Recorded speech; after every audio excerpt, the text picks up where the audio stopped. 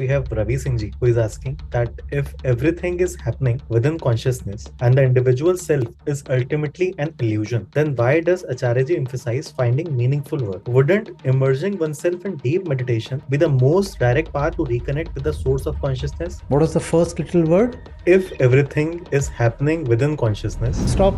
Is that how your life is? Then what's the point in asking this question? My entire effort is to remove that if from your life. But you put that if and you feel it's a minor addition, won't spoil anything. It spoils everything. Next time you are thirsty and you come to me and I'll say, let there be some water. Second half, illuminate me please. Wouldn't immersing oneself in deep meditation. What is that? What kind of immersion are you talking of? How will you immerse yourself? Should I haul you up by the collar and then immerse yourself in some well? What is this? We are used to a lifestyle that is founded on avoiding facts. I said, have some taste for nakedness. Clothes are alright on the body, not on consciousness. Continue with the Oneself in deep meditation be the most direct path to reconnect with the source of consciousness. So where are you coming from? What do you mean by reconnect? When were you previously connected? How did the signal go off? I'm just asking a few innocent questions. And there should have been somebody in your process of education to ask these questions much earlier. But nobody did. Had we been a really conscious society, the author of these lines should have been jailed. Acharya ji, next we have Ravi Singh ji, who is asking that if everything is happening within consciousness and the individual self is ultimately an illusion, then why does Acharya ji emphasize finding meaningful work and do it with full passion so deeply that you forget time itself? Wouldn't immersing oneself in deep meditation be the most direct path to reconnect with the source of consciousness? I do all that so that from this entire statement, the first little word disappears. What was the first little word? What was the first? Consciousness? What was the first word in the statement right in front of you? If. Yes. If means for somebody else. It's an ideal. It is not something of your life. Now repeat the statement, starting with if. If everything is happening within consciousness. Stop. If everything is happening within consciousness, is that how your life is? Then what's the point in asking this question? For you, everything is happening in the material world outside of you, not in the subtle world inside of you. For you, this is a mere idea. That's why that little if exists. And my entire effort is to remove that if from your life. But you put that if and you feel it's a minor addition, won't spoil anything. It spoils everything. It spoils everything.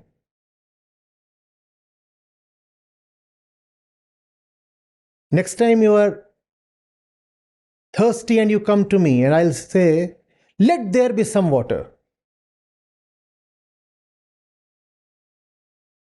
Instead of saying, here is some water, I'll say, let there is some water. Or, if there is some water. You need water, not a story beginning with if. It's obvious. But you are coming from an ideal. And that ideal is contained in the second half of your question. Why should we not meditate? Some Babaji. Read that second half. Illuminate me, please. Wouldn't immersing oneself in deep meditation. What is meant by that? Immersing oneself in deep meditation. What do you mean by that? What is meditation? What is that? This oneself that you will take and immerse. What kind of immersion are you talking of? Like taking a soiled shirt and immersing it in some water. How will you immerse yourself? Should I haul you up by the collar and then immerse yourself in some well? What do you mean by immersing oneself in deep meditation? Please tell me, beyond the trick of words, what is this? Immersing oneself in deep meditation. Please tell me, what is this? And what is this oneself? Ego? Ego, right? What do you mean by meditation to the ego? But we are used to a lifestyle that is founded on avoiding facts. And to avoid facts, idioms, words, euphemisms are just so handy.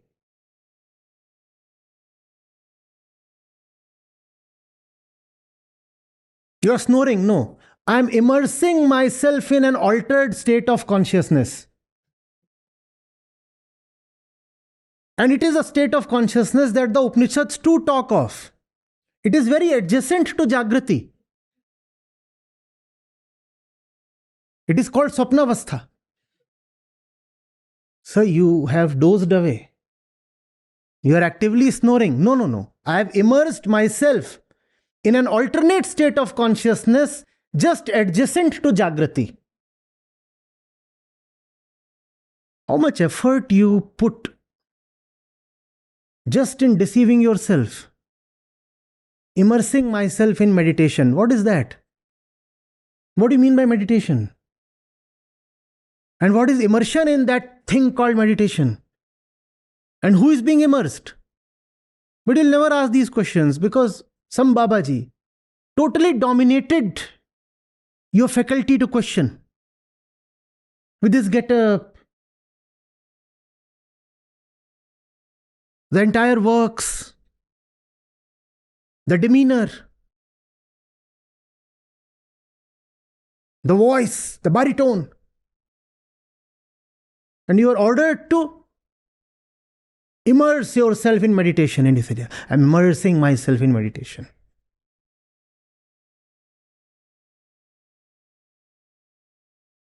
I said, have some taste for nakedness. Clothes are all right on the body, not on consciousness. Our consciousness is also a very clothed thing. Clothed and outwardly respectable consciousness.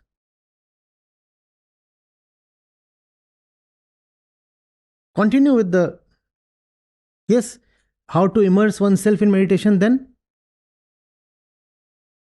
And oneself in deep meditation be the most direct path to reconnect with the source of consciousness.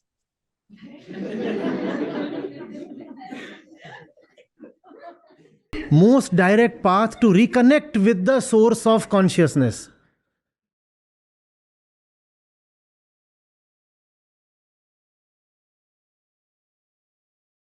I really wish we never went to school, we never attended any language or literature classes. At least we wouldn't have so many deceptive words in our vocabulary. This is all that education has given us. More and more means to deceive ourselves, reconnect with the source of consciousness. So where are you coming from? What do you mean by reconnect? When were you previously connected? How did the signal go off? What are you talking of?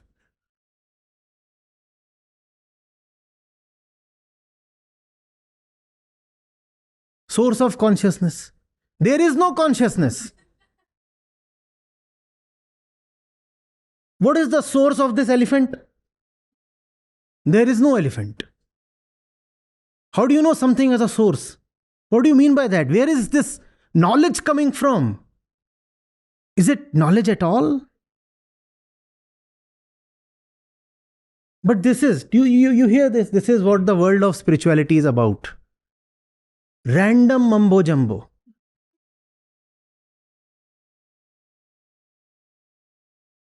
Elephants, nay, dinosaurs in the room. And then you say the source of the dinosaur.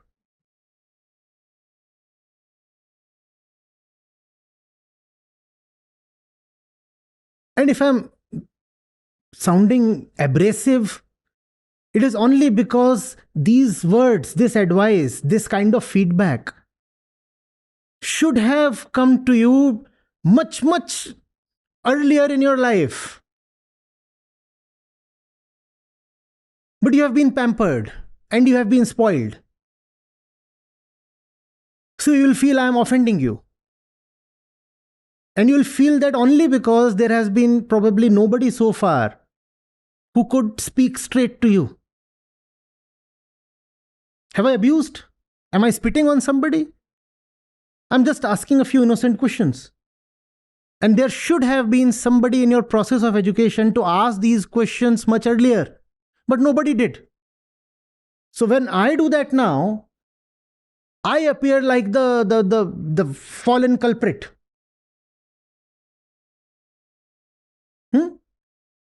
Out to pinch and poke everybody and rub everybody the wrong way, and oh, he's so abrasive. Am I abrasive? I'm asking you, what do you mean by immersion in meditation and reconnecting to the source of consciousness? What is that? And all of that anyway started with an if. You know what the scary part is? All of this is very much admissible in conventional spirituality, Lok Dharma. The statement that has been made is a beautiful statement in the domain of Lok Dharma. This is the very stuff of Lok Dharma, just hollow but high sounding statements.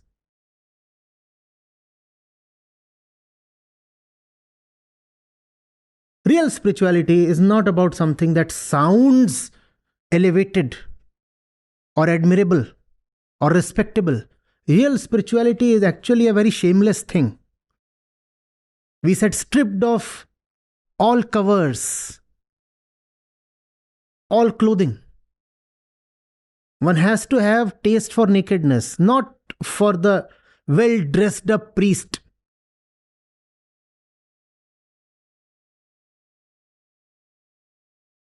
And this makes me angry. Somebody put these words in your mind, right? They are not original. Who was that person? Who did that? Huh? Some religious authority or some book where you read this stuff up. Reconnecting with the source of consciousness. Had we been a really conscious society, the author of these lines should have been jailed.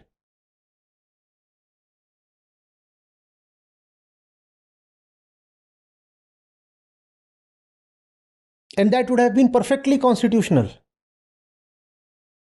Because deceiving somebody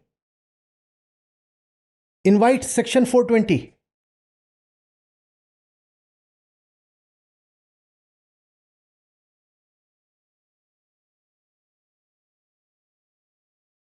And having a scientific temperament and a spirit of inquiry is a fundamental duty under the Constitution.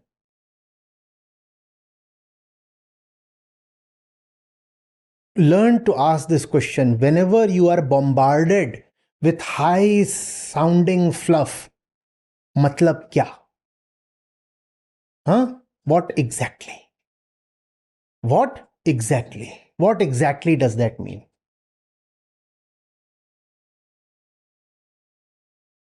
What exactly does that mean? Please tell me. Please tell me in the language of the air and the water and the dust and the earth. Tell me in the language of the bare facts.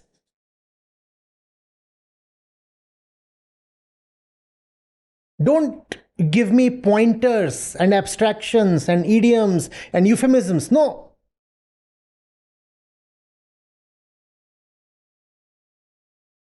No.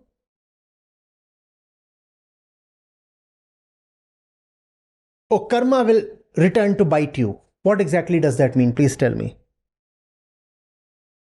Interrupt. Don't let the fellow continue.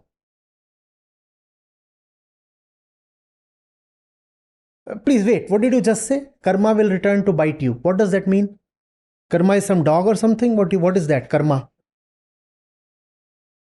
And how does it return to bite me? What exactly do you mean by that? You are my Ardhangini, my life partner. Wait, hold on. explain. Or we break up right now. What is this Ardhangini business?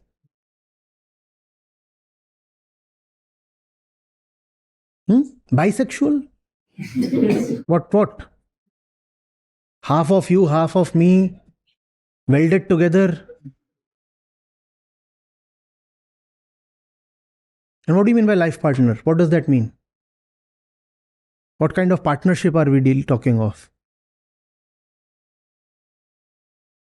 But the truth, But the truth is the casualty when these kinds of sugary idioms rule.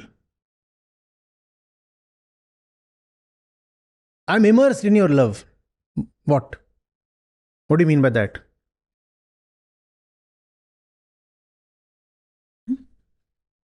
You have soaked up something belonging to me? And if you did that, that wasn't with my permission, sir. What have you done exactly? Is that a confession? I'm immersed in your love. Gives me weird images, obscene ideas.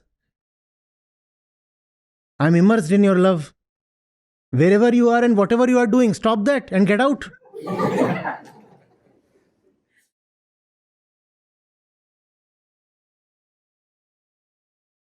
But sounds so poetic, enchanting, and you're mesmerized. Romantic mysticism. What exactly do you mean by that? Please tell me.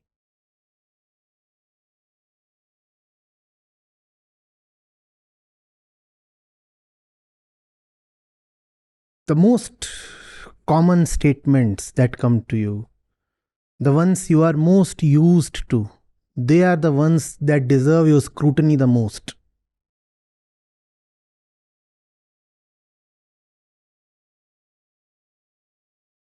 Don't let them pass. Grab them by the collar. Say, wait. You can't shoot and scoot.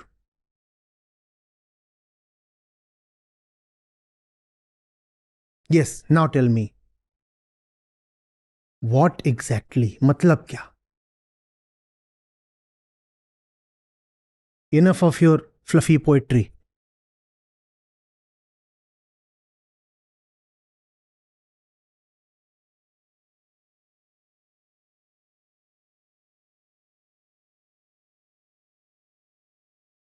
Yes. Acharya, it's already 12:45. Should we conclude the session?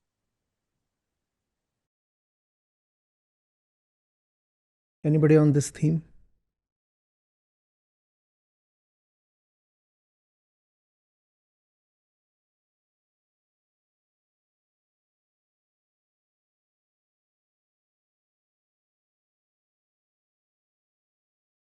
This is a contradiction. Apparently, he stands to deliver the mic.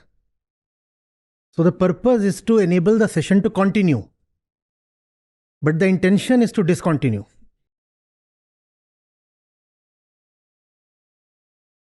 I stay in London, UK, and right now I'm visiting India. This was my first session today, and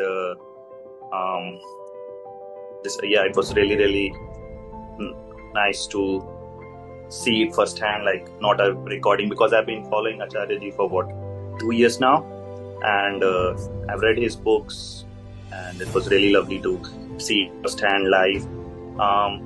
Reflections. Most beautiful thing I find about Acharya ji is how he gets into every single word about informing, the definition of understanding, and thing he said is when you definition of understanding is it ends desire. Once you break it, it automatically ends desire because you see the whole and soul part of it. Again, I'm a professional in terms of I'm a diabetics coach in working in NHS. So I keep telling this to everyone where I say you graduate step by step. You know, you don't go from 0 goal to 10 goal directly. And he put it so simply in terms of facing fear, and I was like, so amazing. These are few reflections that I got from him, and his reflections always stick with me. That's why I implement them. I don't kind of write them. I make voice notes for this, but yeah, I'm very thankful for this session.